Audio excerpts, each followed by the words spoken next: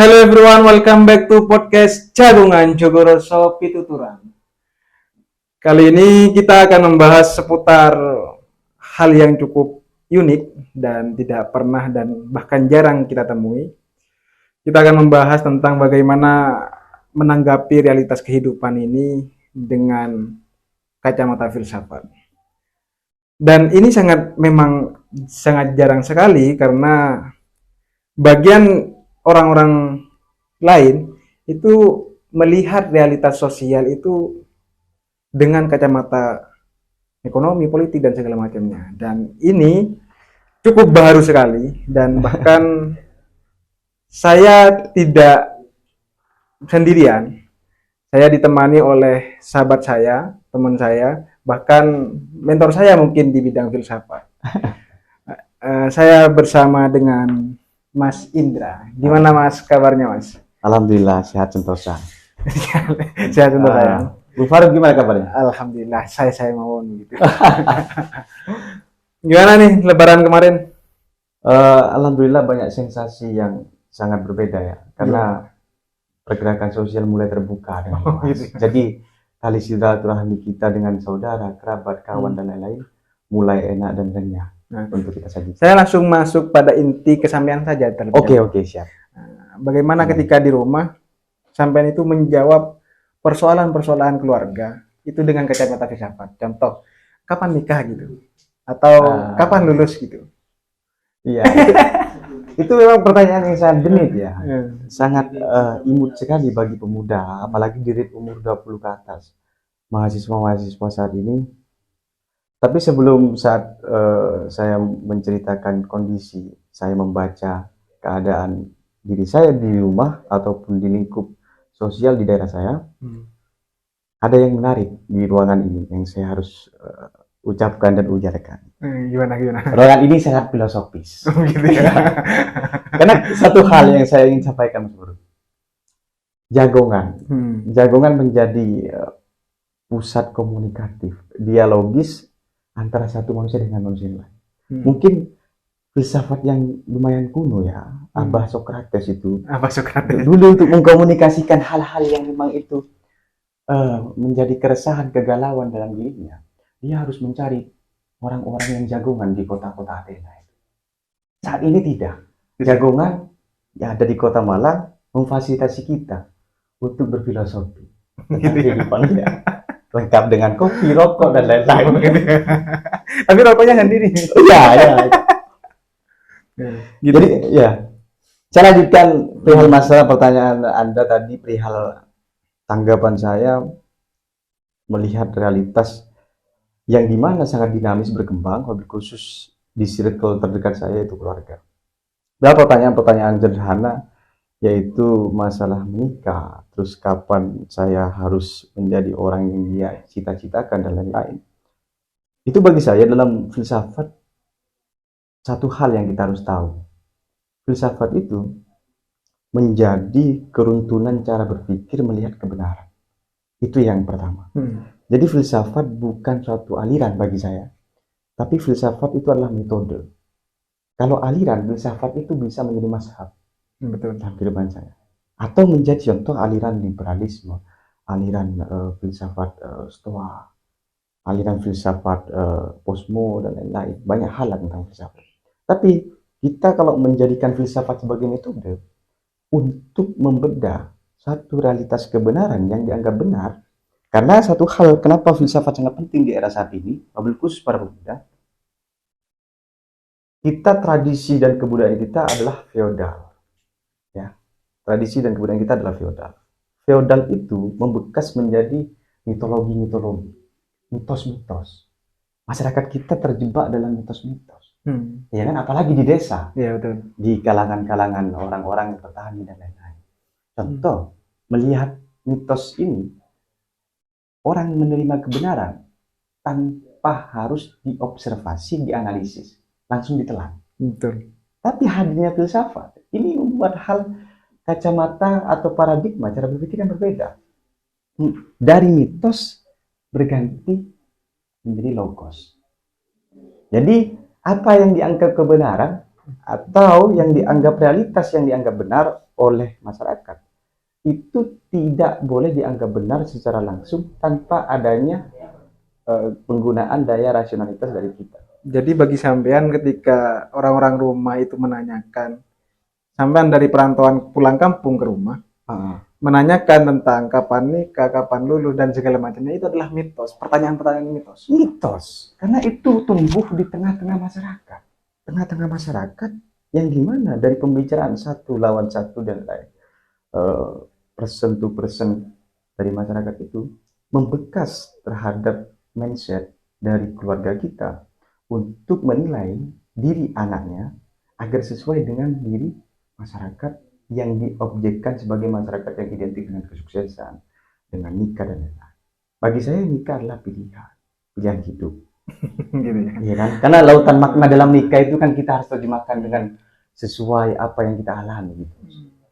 Jadi teman-teman perlu ketahui, saya sebenarnya ingin menanyakan tentang apa namanya, ketika bagaimana respon sampean selaku filosof milenial. Saya mungkin sambil ngerokok gak apa-apa. Iya, gak apa-apa. Dan inilah keunikan dari Mas Indra, Bung Indra. Saya sering memanggilnya dengan Bung Indra. Walaupun sebenarnya Bung Indra ini bukan jurusan filsafat, tapi semenjak merantau ke Malang mungkin sudah mengenal terkait buku-buku filsafat, bahkan beberapa bukunya sudah menjadi mazhab. Begitu ya? Mazhab, Mazhab. metode. Korek. Mazhab. Bisa tak? Bisa. Alhamdulillah bisa. Dan itu keunikan sampean. Bukan jurusan filsafat, tapi berbagai forum yang saya temui, argumentasi sampean itu mengandung ilmu filsafat. Ya, saya memang di sini saya disclaimer bahwa saya tidak mendalami filsafat. Tapi ketika kita sering bertemu di berbagai forum, di organisasi, baik di warung kopi dan segala macamnya, saya cukup unik melihat argumentasi sampean yang sangat filosofis dan argumentatif. Gitu. Dan oleh karena itu, teman-teman perlu tahu semua, itu alasan saya dan tim Jagongan mengundang Bung Indra ini. Pertanyaan sekali yang lain, menurut sampean, filsafat itu apa sih sebenarnya? Filsafat itu, dia kan kalau kita etimologi dan bahasa etimologi Yunani itu, filsafat adalah satu cara untuk kita mencintai kebijaksanaan. Tapi kalau kita dalami lagi, filsafat itu mungkin adalah suatu cara kita untuk mencintai rasio kita atau cara berpikir kita terhadap apa bentuk-bentuk kebutuhan kita sebagai makhluk hidup. Ada satu statement dari Habib Plato itu keren sekali. Yang memacu orang untuk bergerak itu 3 hal. Pertama, di bawah pusar ke bawah. Itu identik dengan kebutuhan pokok. Yang kedua adalah di atas pusar sampai leher. Itu kebutuhan jiwa, rohani, dan lain-lain. Kan? Yang ketiga, di atas leher sampai ke kepala. Itu kebutuhan halal, rasio.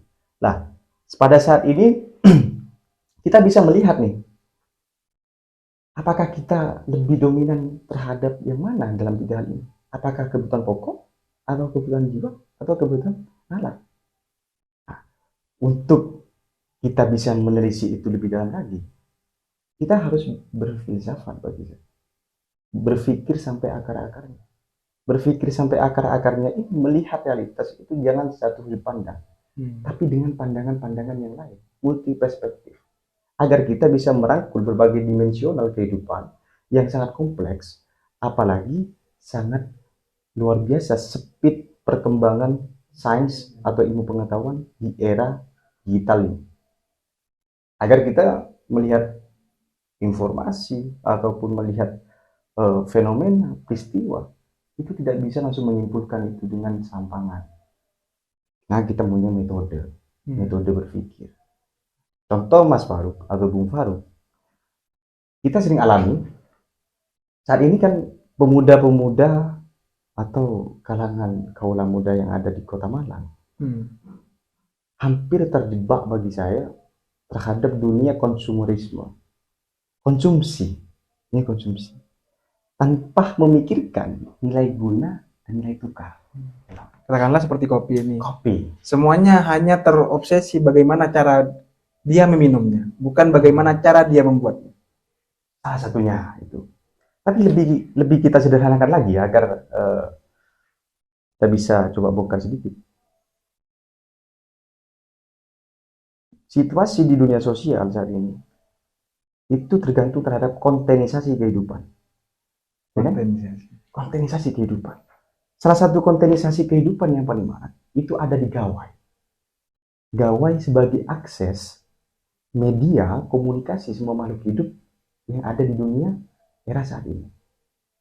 Dan itu kompleks. Tanpa adanya filter, tanpa adanya edukasi, sosialisasi, dan lain-lain. Dan masalah penggunaan cara dan memanfaatkan satu atribut kehidupan yang sangat luar biasa kerennya itu. Sampai-sampai kan banyak nih para tuna asmara gitu kan. Tuna asmara, terus para jomblo gitu. Untuk dia bisa diakui eksistensinya sebagai pemuda itu. Kalau dulu mungkin para filsuf untuk diakui eksistensinya dia harus berpikir logis. Mengatraksikan dunia dengan cara memanfaatkan ideanya semaksimal mungkin. Tapi saat itu enggak. Tuna asmara salah satunya. Dia ingin diakui secara eksistensial ya. Dirinya ada. Dengan dia mengikuti sosialita yang ada di dunia digital. TikTokers gitu kan. Atau YouTuber yang memang sudah followersnya ratingnya luar biasa gitu kan. Dia ikuti. Sampai cara hidupnya dia ikuti. Booming Vespa Matic gitu kan. Ikut beli Vespa Matic. Sampai ada yang mau berhenti kuliah gara-gara ini cuma kerja, memenuhi hasrat sosial atau kesadaran semu yang dibuat bukan oleh dirinya, tapi oleh kebutuhan sosial. Terus kehidupan yang memang tidak pernah dipikirkan oleh kita semua.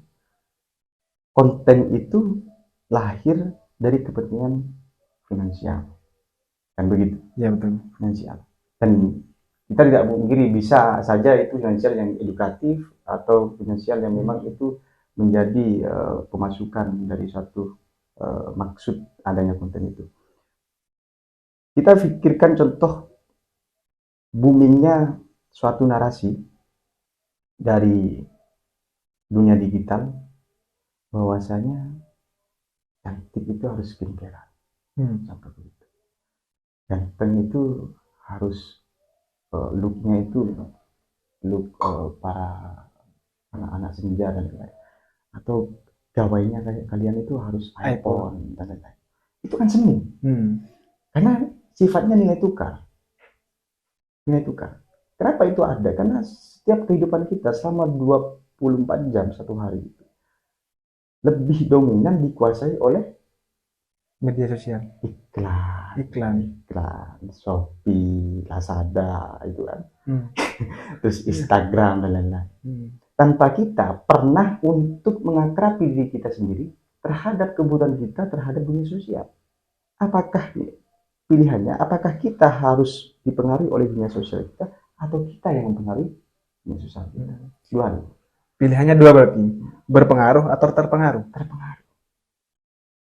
Karena kalau seandainya kita jarang mengaktifkan pikiran kita, apalagi sebagai pemuda yang diberikan kesehatan jasmani dan rohani, bagi saya sangat rugi, Mas Bro. Karena hidup di masa muda itu hidup pengembara, pengelana itu kan. Kalau kata filsuf Nietzsche gitu, paman saya dulu. Untuk menjadi manusia yang unggul, kamu harus menjadi manusia Ubermensch. Manusia yang dimana hidup selalu dalam keadaan perang. Selalu gaduh. Kamu merasa tenang, kamu harus buat ketenangan itu menjadi gaduh. Karena dengan demikian, kamu resah, gelisah. Kamu akan mengupayakan antibodi buat diri kamu. Entah rohani kamu dan lain. Mencari cara untuk tahu lebih lanjut apa yang kamu butuhkan. Itu penting sekali. Memang kegelisahan atau satu kesengsaraan dalam manusia itu tidak diinginkan. Karena tujuan manusia kebahagiaan satu, kesebahagiaan dan keselamatan. Tapi kita kebahagiaan ini definisinya sangat kompleks, banyak sekali. Bahagia menurut siapa dulu?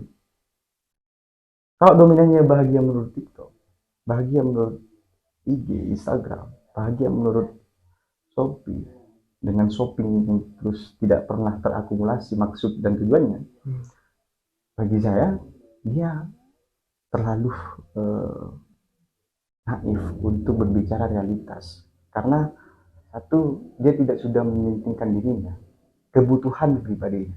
Karena nilai tukar yang ada di sana bukan nilai guna. Nah, mungkin Berarti dalam artian seandainya kita sederhanakan, filsafat itu bisa jadi adalah suatu alat untuk bagaimana kita itu membuka pikiran. benar, benar, benar. Tapi yang saya temui, Bung, saya temui ketika kemarin saja saya pulang, ada teman-teman baru kuliah memang, Nah, mungkin dia cuma baca satu dua buku gitu tentang filsafat, dia merasa terasingkan di daerah itu, dan dia merasa aneh sendiri. Bahkan ada yang mencetuskan bahwa filsafat itu sesat. nah, Bisakah sampean menjelaskan bahwa filsafat ini sebenarnya bikin kita open minded dan segala macamnya? iya. Pertama, filsafat itu kan alat reflektif. Bagi saya alat reflektif yang cukup mendalam, berbicara tentang maksud dari kebenaran tadi kan, maksudnya dengan cara berpikir beruntut, berpikir sistematis, berpikir akurat. Dengan maksud, pas waktu kita ingin berinteraksi sosial, kita bisa melihat kondisi-kondisi yang kita harus transisikan. Jadi aktualisasi dari berfilsafat bagi saya adalah kehidupan penuh cinta dan kasih sayang. Bagi saya demikian. Jadi kalau ada orang yang berfilsafat, merasa berfilsafat, mungkin saya hanya bukan orang berfilsafat, tapi penikmat filsafat. Ya, bedanya di sana mungkin. Berfilsafat dia merasa teralienasi. Kalau teralienasi itu hanya untuk dirinya, itu no problem. Karena itu proses perkembangan kualitas hidup bagi saya. Ya kan? Dari teralienasi kita merasa resah, gaduh, galau, dan lain-lain, menderita, kita mengupayakan untuk mencapai terus kebahagiaan dengan selalu mencari solusi-solusi yang solutif buat kehidupan selanjutnya maksudnya. Tapi kalau kita terjerembab oleh situasi yang cukup nyaman, merasa kita nyaman, terpenuhi, terfasilitasi dan lain-lain, kita akan menjadi orang yang pasif. Pasif, tidak bisa mendialekkan kehidupan, tidak bisa mengkaitkan satu kehidupan A dengan B atau dengan C dan lain-lain. Untuk bagaimana kita formulakan terhadap kehidupan kita di depan, ke depan. Jadi filsafat itu metodologi cara kita melihat realitas dunia atau realitas semesta ini dengan kejernihan pola pikir dan kesucian jiwa sebagai manusia itu. Artinya seharusnya orang yang sudah mulai menjadi sebagai pemula dan juga mulai terjun dalam dunia-dunia filsafat seharusnya sudah ranahnya ke sana ya. Iya, aktualisasinya ke sana. Karena di filsafat pun Bu, mungkin banyak yang terjadi ada sentimen. Jurusan filsafat itu kalau di kampus itu kan, jurusan filsafat itu jurusan yang nggak mempunyai oh, masa depan yang cerah atau apa. Enggak, itu hanya persepsi yang berkembang di dunia publik. Founding father kita pun itu filosof bagi saya. Beneran filosof. Siapa? Contoh kayak Bung Hatta, dia menulis Alam Pikiran Yunani. Yang itu buku itu biasanya di Jogja dan jurusan-jurusan filsafat itu dipakai. Iya. Terus Tan Malaka berbicara tentang materialisme, dialektika, dan historis. Tan Malaka. Terus Bung Karno berbicara tentang filsafat kebangsaan. Ya kan? Bagaimana dia mengakrabkan berbagai macam aliran dunia yang masuk terhadap lingkungan lokal bangsa Indonesia yang karakteristiknya itu berbangsa-bangsa heterogen maksudnya, berbudaya-budaya, beradat-adat, bersuku-suku dan lain-lain. Dia memberikan suatu stimulus, dia memberikan suatu naluri bersama Pancasila. Iya. semuanya dilakukan dengan cara berpikir yang jernih. Gak moro-moro orang berpikir untuk melakukan satu perubahan besar tanpa adanya analisa atau berpikir kembali, mengulang kembali apa yang telah dilakukan, mengevaluasi maksudnya, terus mendeskripsikan dengan cara yang lebih baik. Itu kan yang kita harus lakukan di dunia yang penuh dengan kerentanan dan kerapuhan. Ya, kerapuhan tentang cinta dan asmara itu kan banyak ya, termasuk golongan kayak kita ini.